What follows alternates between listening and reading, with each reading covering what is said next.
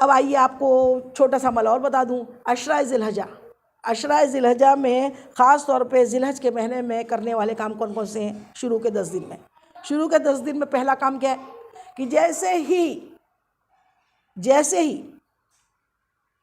ذی الحج کا چاند نظر آ جائے تو ذی الحج کے چاند کے پہلے جس کو بھی قربانی دینا ہے، اور قربانی ہر مالدار کو، جو صاحب نصاب ہے، جس پہ زکوٰۃ واجب ہے، اس کو قربانی دینا واجب ہے، قربانی کرنا اس کے لیے ضروری ہے۔ اللہ کی راہ میں قربانی سے بڑا عمل اللہ کو کوئی پسند نہیں ہے۔ 10 تاریخ کو 10، 11، 12 یہ 3 دن ایام نحر ہیں قربانی کے، اور ان دنوں میں قربانی سے بہتر اللہ کو کوئی عمل پسند نہیں ہے۔ تو قربانی، تو اب آپ کو 4 عمل چھوٹے چھوٹے بتا دوں۔ وہ 4 عمل کیا ہے کہ جیسے ہی ایام شروع ہو جائے، یعنی ذی الحج کا چاند نظر آ جائے، تو ذی الحج کا چاند نظر جائے، پہلی رات شروع ہو جائے گی چاند رات سے، تو اس رات سے آپ کو جو بھی قربانی دینے والا ہے اپنے جانب سے، وہ اپنے سر کے بال بھی نہ منڈائے۔ مرد ہے تو، عورتیں تو بال کاٹنا عورتوں کو حرام ہی ہے، عورتوں نے تو بال کاٹنا ہی نہیں چاہیے سوائے حج اور عمرے میں۔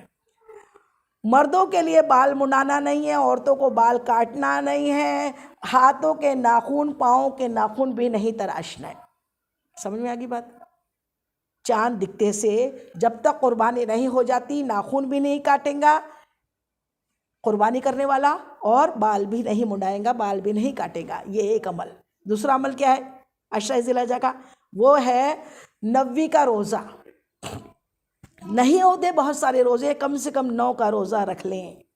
9 کا روزہ گزشتہ سال آپ کو پھر بتا دیتے ہیں کہ گزشتہ بیتے ہوئے سال کے بھی گناہوں کا کفارہ ہے، اور آئندہ ہونے والے سال کے بھی گناہوں کا کفارہ ہے۔ آقا نے فرمایا مجھ جیسی عورت نہیں بتا رہی ہے، میرے آقا کا فرمان بتا رہی ہوں، سبحان اللہ۔ اور تیسرا کیا ہے؟ تیسرا عمل ایام تشریق۔ ایام تشریق کس کو بولتے ہیں؟ ایام تشریق کیا کہلاتی ہے؟ ایام تشریق ہے 9 ذی الحجہ کی فجر سے، جب 9 ذی الحج کی فجر کی نماز ہوگی، وہاں سے ایام تشریق 5 دن ہے۔ ایام تشریق 5 دن کون سے؟ 9، 10، 11، 12 اور 13۔ 5 دن ایام تشریق کہلاتے ہیں۔ 9 کی فجر سے لے کے 13 کی عصر تک، 13 کے عصر کی نماز تک ایام تشریق پڑھنا ہے۔ کیا پڑھنا ہے؟ اللہ اکبر، اللہ اکبر، لا الہ الا اللہ واللہ اکبر، اللہ اکبر وللہ الحمد، اللہ اکبر، اللہ اکبر، لا الہ الا اللہ واللہ اکبر، اللہ اکبر وللہ الحمد۔ پھر سے سنیے، اللہ اکبر، اللہ اکبر، لا الہ الا اللہ واللہ اکبر، اللہ اکبر وللہ الحمد۔ یہ 9 تاریخ کی فجر کی نماز پڑھے جیسے سلام پھیرا تو 3 مرتبہ ایام یہ تسبیح تشریق پڑھنا ہے۔ کس طریقے سے؟ جس طریقے سے ہم نے پڑھنا سکھائی، اور یہ واجب ہے کم سے کم 1 مرتبہ پڑھنا، ہر فرض نماز کے بعد 1 مرتبہ پڑھنا، مردوں اور عورتوں پہ دونوں پہ واجب ہے۔ مردوں کو بلند آواز میں پڑھنا ہے اللہ اکبر، اللہ اکبر۔ فاروق اعظم حضرت عمر بن خطاب رضی اللہ تعالیٰ عنہ، جب یہ 9 سے دن شروع ہوتے ہیں، حج کا ایام شروع ہوتے، آپ بازار میں جدھر بھی نکل جاتے، جان بوجھ کے نکلتے، اور نکل کے وہاں زور زور سے بلند آواز میں ایام تشریق پڑھتے، وہ تسبیح تشریق پڑھتے، اللہ اکبر، اللہ اکبر، لا الہ الا اللہ واللہ اکبر، اللہ اکبر وللہ الحمد۔ تو دیکھنے والے جتنے، بازار والے جتنے، مارکیٹ والے جتنے، سننے والے سب کے سب آپ کے ساتھ بلند آواز میں پڑھتے، سبحان اللہ، سبحان اللہ۔ یہ ریا نہیں، یہ لوگوں کو دہرانے دینے کے لیے، یہ ایک عادت بنانے کے لیے آپ ایسا کرتے، دکھاوے کے لیے نہیں کرتے۔ دکھاوا اللہ تعالیٰ دلوں کو جانتا ہے، یہ دکھاوے کے لیے کر رہا ہے یا اللہ کے نام کو بلند کرنے کے لیے کر رہا ہے، سبحان اللہ، سبحان اللہ۔ تو اس طریقے سے مردوں کو بلند آواز میں ہر فجر کی نماز، 9 کی فجر کی بات، پھر ظہر کی، عصر کی، مغرب کی، عشاء کی، اس طریقے سے 13 کی عصر تک، 13 کی عصر کی نماز تک سلام پھیرتے سے کیا پڑھنا ہے؟ واجب ہے۔ مردوں کو بلند آواز میں پڑھنا ہے، ہم عورتوں کو آہستگی سے پست آواز میں پڑھنا ہے۔ سمجھ میں آگی بات؟ تو یہ ہو گیا کون سا عمل؟ ایام تشریق کا۔ اور چوتھا، 4 کام ہے ذی الحج کے، چوتھا کیا ہے؟ قربانی۔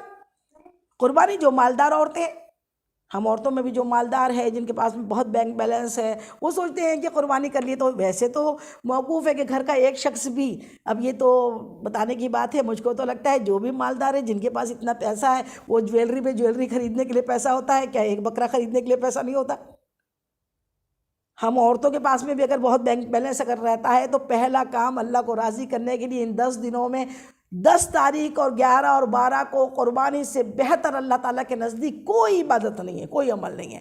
تو سبھی لوگ کرے، اور ہو سکے تو کیا کرنا ہی چاہیے، جو صاحب حیثیت ہے، گھر کا جو مکھیا ہے، جو گھر کا کمانے والا ہے، وہ اپنے جانب سے پہلے قربانی ادا کرے، اور بعد میں پھر اپنا ہونے کے بعد ہی اپنے فیملی والوں کے جانب سے کرے، وہ تو بعد میں کرے، لیکن پہلے کیا کرے، حضور پرنور مصطفیٰ جان رحمت کی جانب سے قربانی پیش کرے۔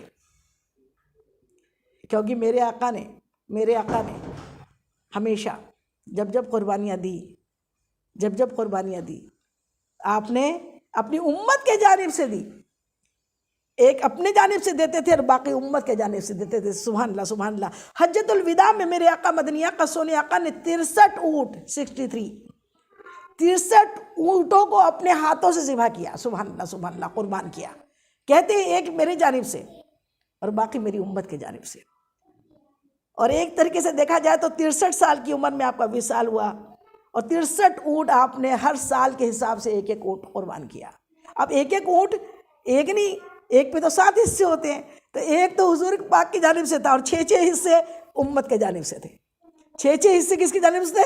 امت کے جانب سے۔ تو میرے آقا کا تو اس قدر احسان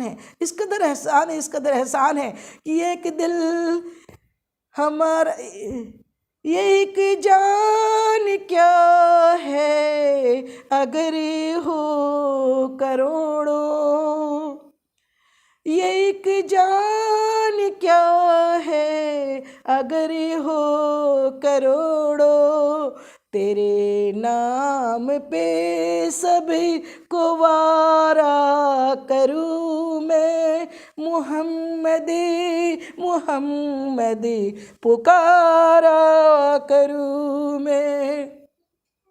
کہ میرے آقا کے لیے تو یہ ایک جان کیا ہے، آقا کی بکرا یا اونٹ یہ کیا ہے یا رسول اللہ؟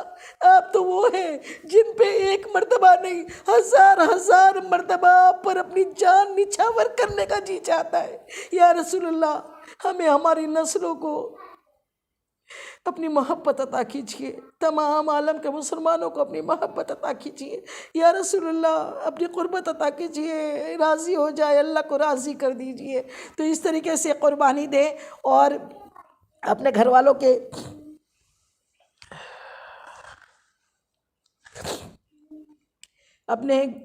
جانب سے بھی قربانی دیں، اپنے مرحومین والدین کے جانب سے بھی قربانی اللہ کے بارگاہ میں پیش کریں۔ اور لیکن قربانی کا ایک مسئلہ اور بھی سمجھ لیں کہ قربانی میں ہم لوگوں نے بہت ریا کر رکھی ہے۔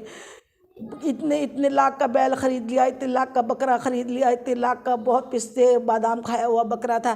قربانی کا پرپس کیا ہے، یہ سمجھنے سے ہم پرے ہیں۔ اللہ اکبر۔ ہم یہ سمجھتے نہیں ہیں کہ قربانی کس لیے ہے، اللہ کو راضی کرنے کے لیے۔ اور اللہ راضی کب ہوتا ہے؟ جب اللہ کے مخلوق کے ساتھ آپ اچھے ہو۔ اللہ کو آپ کے گوشت کی، خون کی کوئی ضرورت نہیں ہے۔ اللہ آپ کی نیتوں کو دیکھتا ہے۔ خون کا ایک قطرہ جب زمین پہ گرتا ہے نا، اس کے پہلے آپ کی قربانی قبول کر لیتا ہے اللہ تعالیٰ۔ اور جانور کی ہر بال کے بدلے میں نیکیاں اللہ عطا کی جاتی ہے۔ تو ایک بکرے میں، ایک اونٹ میں، ایک دمبے میں، یا ایک بڑے بیل میں کتنے بال ہوں گے؟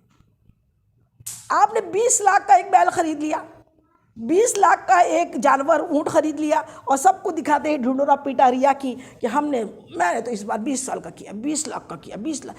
ارے آپ یہ سوچو کہ 20 لاکھ کے اس اونٹ میں، 20 لاکھ کے اس بکرے میں کیا گوشت نکلنے والا ہے؟ سوا چربی کے کچھ نہیں نکلے گا۔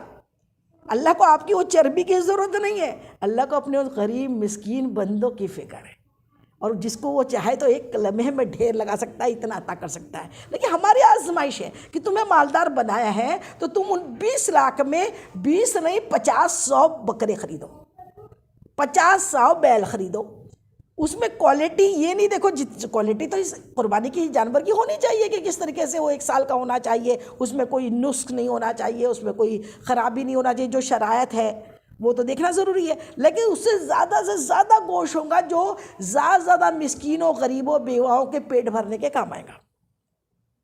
یہ اگر کریں گے تو انشاءاللہ اللہ تعالیٰ خوش ہو جائے گا، اللہ راضی ہو جائے گا۔ تو قربانی کے مطلب کو ہم سمجھیں، قربانی کے فہم کو ہم جانیں، سمجھے کہ اللہ راضی کس میں ہوتا ہے۔ بڑھ چڑھ کے صرف کمپٹیشن کرنے کے لیے کہ ہم اس سے بڑھ جائے، اس سے بڑھ جائے، کمپٹیشن کرنا ہے تو قربانی سے کمپٹیشن نہیں ہوتا ہے۔ اور کمپٹیشن کرنا ہے نا، حسد کرنا گناہ ہے لیکن رشک کرنا گناہ نہیں ہے۔ حسد اور رشک میں فرق کیا ہے معلوم؟ حسد کرنا مطلب کسی کو دیکھ کے اس کی خوبصورتی پہ حسد کرنا، اس کے علم پہ حسد کرنا، اس کی دولت پہ حسد کرنا، کوڑتے رہنا کہ اس کو اتنا کیوں دے دیا، کیوں دے دیا، کیوں دے دیا، تو یہ حسد ہے۔ اور حسد جہاں آ جاتا ہے نا، وہ ایمان چلا جاتا ہے۔ حسد ایمان کو اس طرح جو ختم کرتا ہے، جیسے دیمک لکڑی کو ختم کر دیتی ہے نا، ویسے حسد انسان کو ختم کر دیتا ہے۔ حسد تو ہونا ہی نہیں چاہیے مسلمان میں، لیکن رشک ہونا چاہیے۔ رشک کس کو بولتے ہیں؟ رشک اس کو بولتے ہیں کہ کسی عبادت گزار کی عبادت دیکھی، اللہ یہ 3 مہینے روزہ رکھتی، یا اللہ یہ شب بیداری کرتی ہے، یا اللہ اتنا تلاوت قرآن پاک کرتی ہے، اللہ اس کو اور عطا کر، اللہ اس کو اور اس کی صحت میں، تندرستی میں اضافہ کر، طاقت قوت عطا کر، اور اللہ مجھ کو بھی عطا کرنا، مجھ کو بھی عطا کر کے میں بھی کروں نا، میں بھی اتنے روزے رکھوں نا، میں بھی اتنی تلاوت قرآن پاک کروں نا، میں بھی خوب نمازیں پڑھوں نا، اللہ میں بھی تیرے قریب ہو جاؤں نا۔ تو اس کے لیے کوشش کرنا، اس کے لیے دعا کرنا، ماشاءاللہ، سبحان اللہ، الحمدللہ بول کے، برکت اللہ بول کے، اور اپنے لیے کیا کرنا؟ اللہ سے مانگنا، مولا مجھ کو بھی دینا، میں بھی کوشش کروں گی نا، میں بھی کوشش کروں گی، مجھے بھی عطا کر دے تو۔ تو یہ رشک ہے، یہ حسد نہیں ہے۔ تو رشک کرے، صرف قربانی کے جانور بڑھ چڑھ کے اتنے لاکھ کا اس نے کیا، اتنا لاکھ کا میں نے کر لیا، یہ حسد ہے، یہ کمپٹیشن ہے، یہ کمپٹیشن اللہ پاک پسند نہیں کرتا۔ رشک کرو نا، عبادت والوں سے رشک کرو، روزے داروں سے رشک کرو، بڑھ چڑھ کے نیکیاں کرنے والوں سے رشک کرو، اللہ کے مفلس بندوں کو دیکھ کر رشک کرو کہ ہم بھی کاش مولا تیرے ایسے بندوں میں ہو جائے، ایسے بندوں میں۔ تقوی والوں کو دیکھ کے رشک کرو، بیمار پرسی کرنے والوں کو دیکھ کے رشک کرو، والدین کی خدمت کرنے والوں کو دیکھ کے رشک کرو۔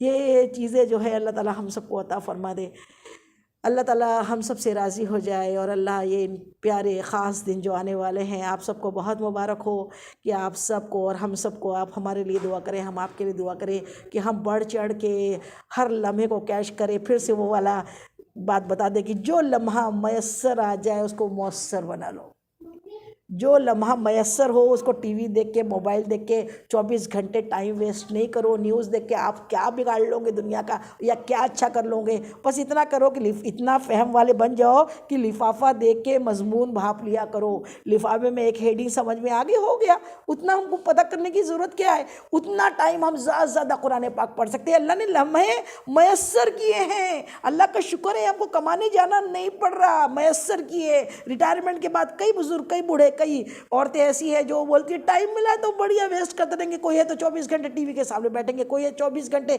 موبائل لے کے بیٹھے رہیں گے۔ یہ کتنا پاگل پن ہے! اللہ نے میسر دیا ہے، میسر کیا، یہ خوشی ہے اس کی جو صحت کے ساتھ ہم جاگ رہے ہیں۔ ہو سکتا ہے کہیں ہم بیڈ پر پڑ جائے، آنے والے سال ہم رہتے نہیں رہتے، اور ابھی بھی معلوم نہیں ہے ہم رہتے نہیں رہتے۔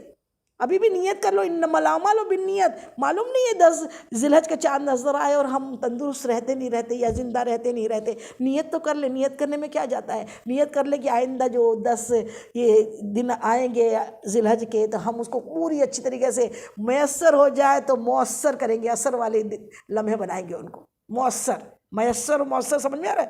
میسر ہو جائے مطلب اویلیبل ہو جائے، آسانی سے مل جائے، اور مؤثر ہو جائے مطلب اثر والے ہو جائے، وہ لمحے حشر کے دن کام آ جائے، وہ لمحے ہمارے پاس کیش ہو جائے۔ ان لمحوں میں ہم کتنا قرآن پڑھ سکتے ہیں، کتنی نیکیاں کر سکتے ہیں، کتنے اچھے کام کر سکتے ہیں، اپنے بچوں کو پڑھائیں لکھائیں، اپنے بچوں کو اچھی تربیت دے، اپنے بچوں کو اچھے نیک انسان بنائیں، دادا دادی بنے ہیں تو اپنے پوتا پاتی کو اچھی تربیت دے، ان کو نیک بنانے کی کوشش کرے، ان کو اٹھتے بیٹھتے چلتے پھرتے ان کی تربیت کرے۔ تربیت کرنے میں اگر کوئی بولے بہت روک ٹوک کرتے ہیں تو روک ٹوک ہی تو تربیت ہوتی ہے۔ روک ٹوک کرنا چھوڑ دیں گے تو تربیت ختم ہو جائے گی، اور ہماری جو نسلیں ہیں نا برباد ہو جائیں گی۔ روک ٹوک تو جاری رہنا چاہیے، روک ٹوک ہی تو تربیت کہلاتی ہے، اس لیے روک ٹوک کرتے رہیں۔ ایسا نہیں کہ ہمیں کیا کرنا ہے، اس کو برا لگ جائے گا، اس کو ہر نیکی کا حکم دینا اور برائی سے روکنا، تبھی آپ بہترین امت ہو۔ جو نیکی کا حکم دیتی ہو اور برائی سے روکتے ہو۔ اللہ ہم کو بہترین امت بنا دے۔ اللہ ہم سب کی جائز دعائیں قبول مقبول کرے۔ وما علینا الا البلاغ، اس بیان میں جانے انجانے مجھ سے جو بھی بھول جو غلطی خطا ہوئی ہو تو اللہ تعالیٰ اپنے حبیب کے نالن پاک کے صدقے میں مجھ گنہگار کو معاف کر دے۔ آپ لوگ کو بھی کوئی بات بری لگی ہو، ناگوارہ لگی ہو، غلط لگی ہو تو تہہ دل سے معاف کر دیجئے، حشر کے دن کے لیے نہ چھوڑیے۔ السلام علیکم رحمۃ اللہ وبرکاتہ۔